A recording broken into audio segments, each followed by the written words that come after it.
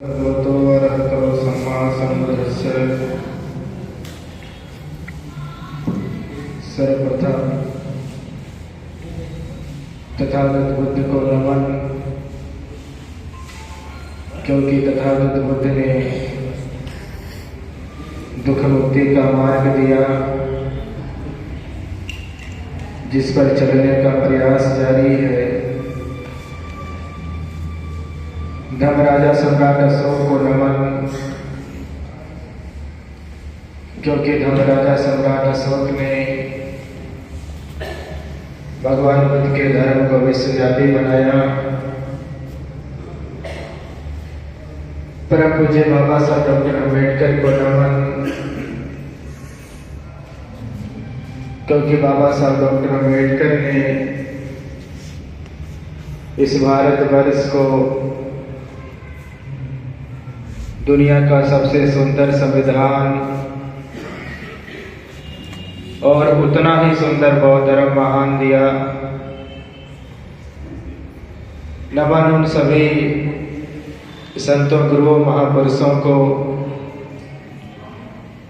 जिन लोगों ने देश में समता मूलक समाज की लड़ाई लड़ी, जिन लोगों के संघर्षों के कारण हम सभी लोगों को समानता के अधिकार मिले। आज की इस बैठक में मंचासीन पूज्य भिक्षुगण और सभी उपासक उपासिकाओं, मैं सर्वप्रथम उदय भान जी का, डॉक्टर धर्मेंद्र जी का, डॉक्टर विनोद जी बैठे हैं, विनोद जी का, माननीय सांसद जी का, के बौद्ध जी का, और आप जितने भी उपासक लोग बैठे हैं, उपासिकाएं हमारी बैठी हैं,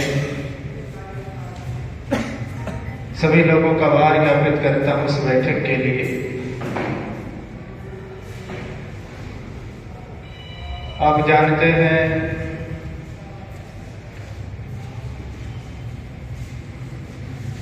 कि डॉक्टर बाबा साहब अम्बेडकर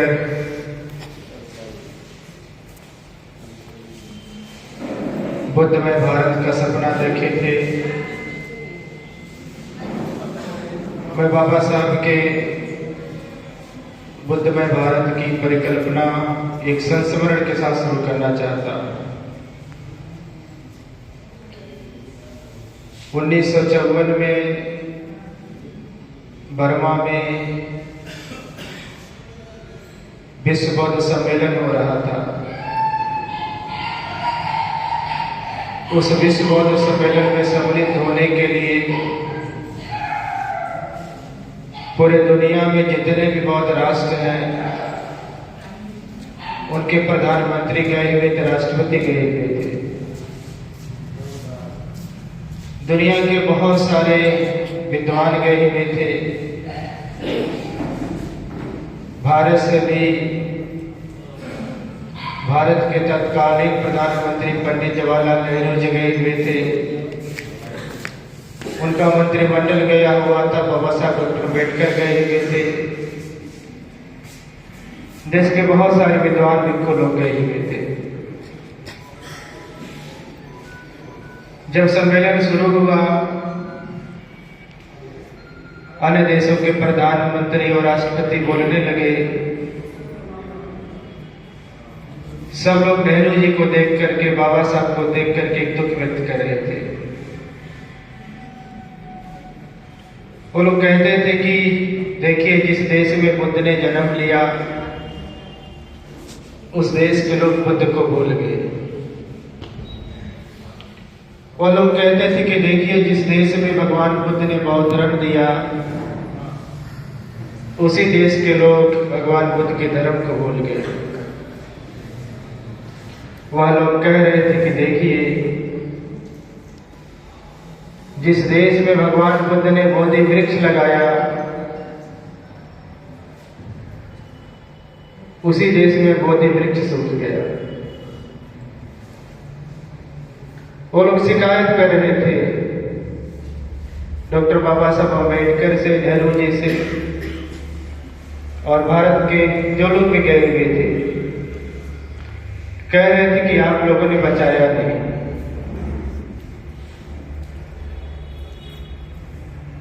आप लोगों ने उसे संभाला नहीं।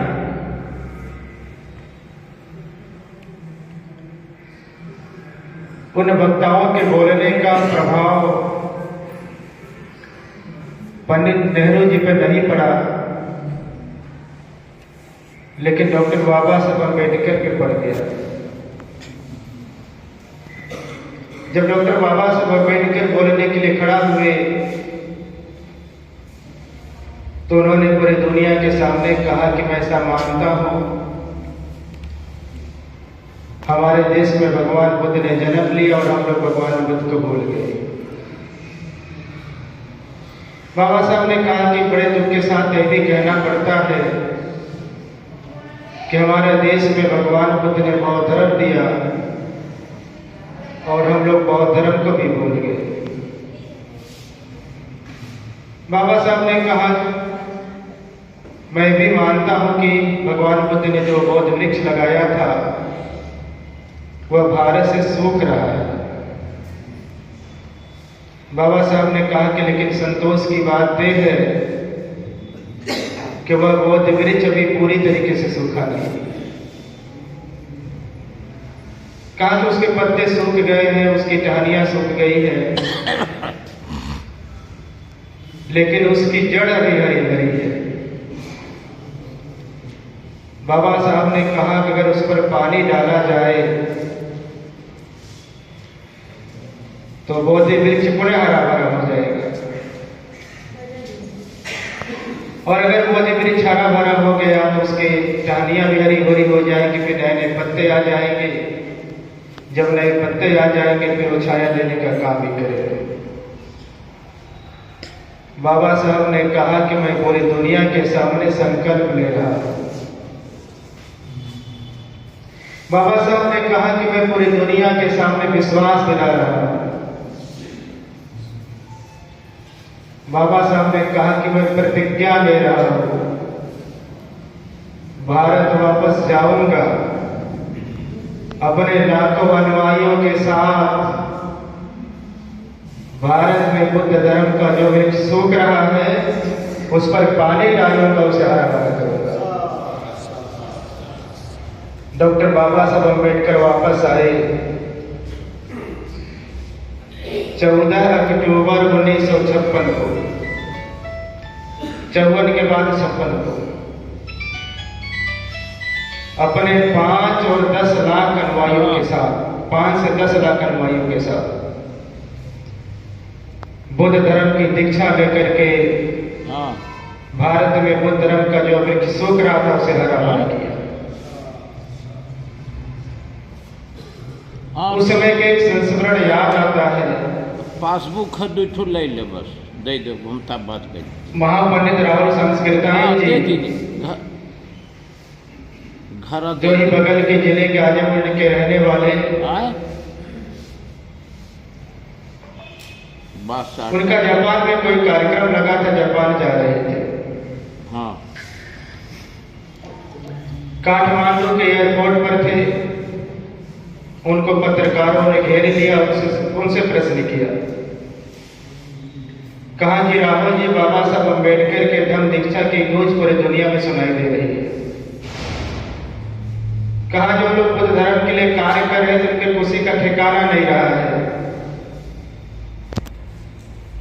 आप बाबा साहब अम्बेडकर के धम्म क्रांति को किस रूप में देखते हैं?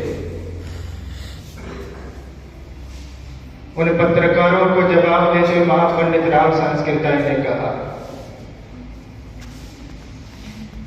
राहुल जी ने कहा कि मैं बाबा साहब अम्बेडकर के धम्म क्रांति को इस रूप में देखता हूं कि डॉक्टर बाबा साहब अम्बेडकर ने भारत में बौद्ध धर्म का ऐसा मजबूत खंभा गाड़ा है, अब उसे कोई मां का लाल हिला नहीं सकता।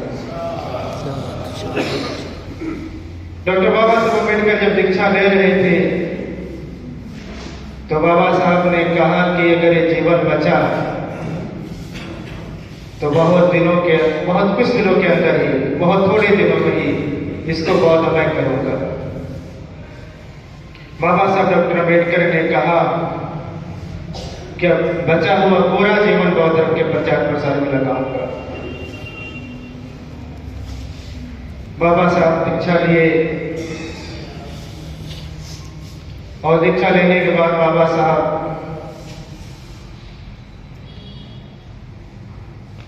लगभग 2-2.5 महीने के बाद उन्होंने अक्टूबर में दीक्षा लिया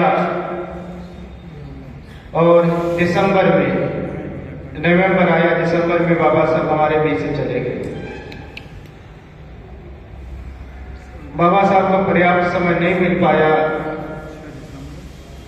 केवल एक ही दीक्षा हुआ। अगर बाबा साहब को पर्याप्त समय मिला होता, बाबा साहब बच्चे होते, तो देश के सभी राज्यों में दीक्षा हुए होते और हम सब लोग बौद्ध बन गए होते। बाबा साहब नहीं बचे और हम लोग बाबा साहब के अनुयायी हैं, तो बाबा साहब के मिशन को, उनके आंदोलन को, उनके सपनों को पूरा करने की जिम्मेदारी हम ही लोगों की है। हमारे बहुत सारे महापुरुषों ने सन 56 के बाद उसे बहुत आगे बढ़ाया है और आज भी बहुत सारे व्यक्ति, बहुत सारे संगठन दिन रात कार्य कर रहे हैं और उनके कार्य करने का परिणाम यह है, मैं पूरे देश में जाता हूं, मैं पूरे देश को देख रहा हूं। अब देश का कोई राज्य नहीं बचा है जिस राज्य में डॉक्टर बाबा साहब अम्बेडकर के अनुयायी न रहते। अब देश का कोई मंडल भी नहीं बचा है जिन मंडलों में बाबा साहब अम्बेडकर के अनुयायी न रहते हो। देश का कोई जिला भी नहीं बचा जिस जिले में बाबा साहब अम्बेडकर के अनुयायी न रहते हो। जिलों की कोई तहसीलें नहीं बची जहां उनके अनुयायी न रहते हो। अब देश का कोई ब्लॉक भी नहीं बचा है जहां बाबा साहब अम्बेडकर के अनुयायी न रहते हो। आप ब्लॉकों को छोड़ दीजिए, अब देश का कोई ग्राम सभा भी नहीं बचा जहां बाबा साहब अम्बेडकर के अनुयायी न रहते हो और आप ग्राम सभाओं को भी छोड़ दीजिए। अब देश का कोई गांव भी नहीं बचा है जिस गांव में बाबा साहब अम्बेडकर का अनुयायी नहीं रहता हो और बाबा साहब अम्बेडकर का अनुयायी बुद्धमय भारत का सपना न देख रहा हो। तो सब लोग बौद्धमय भारत का सपना देख रहे हैं।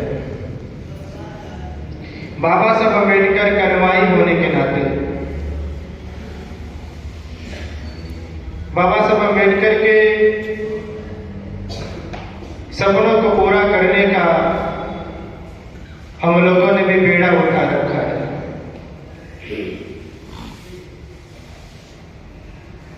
कई वर्षों से लगातार हम लोग उस पर कार्य कर रहे हैं।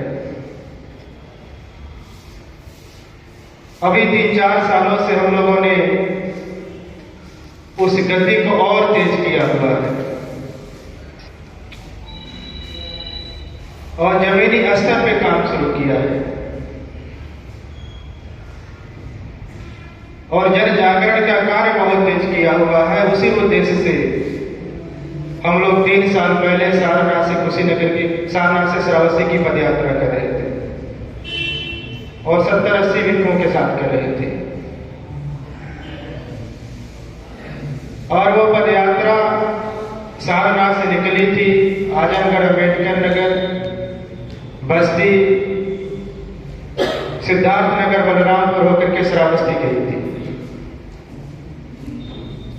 और जिन जिन सड़कों से यात्रा गई हुई थी, जिन जिन नगरों से यात्रा गई हुई थी, जिन जिन गांवों से यात्रा गई हुई थी, वो बहुत बड़ा जन जागरण करते गई थी और बहुत बड़ा संदेश लेकर के जा रही थी। ये हमारी उपासिकाएं हमारे साथ चल रही थी। ये लोग वहां से नदी के किनारे से, कलवारी से लोग हमारे साथ यहाँ बस्ती तक आई हुई थी। बहुत सारी उपासिकाएं नहीं चल पा रही थी, फिर भी बहुत तेज से चल रही थी, बहुत ऊर्जा था, बहुत उत्साह था। और मैं इसी जनपद में जन्म लिया था, तो लेकिन जनपद में मैं कभी आता नहीं, बहुत कम आना होता था। इस जनपद की जो बोली भाषा है वो बहुत सारा दिमाग से उतर गया था हमारे। बहुत सारी बोली भाषा जो है कि मैं भूल गया था। लगभग 27 साल पहले मैं इस जिले को छोड़ दिया था। 27 साल हुआ जिला को छोड़े, 28 साल हुआ। और मैं बाहर के जिलों में रहा, बाहर के देशों में रहा, तो बहुत सारे शब्द उतर गए दिमाग से। तो जब ये लोग हमारे साथ पैदल चल रही थी, जब यहाँ की भाषाएं, लोकल भाषाएं बोल रहे थे, तो मन को बड़ा अच्छा लग रहा था। कान में जैसे पड़ रहे थे तो बहुत ऐसा लगता था कि बहुत सहज सी खुल जा रही थी। मुझे अभी भी याद है कि हमारी उपासिकाएं कहती थी, बनते जी ऐसा लगा था हमारा सड़किया बुद्धमय हो गई।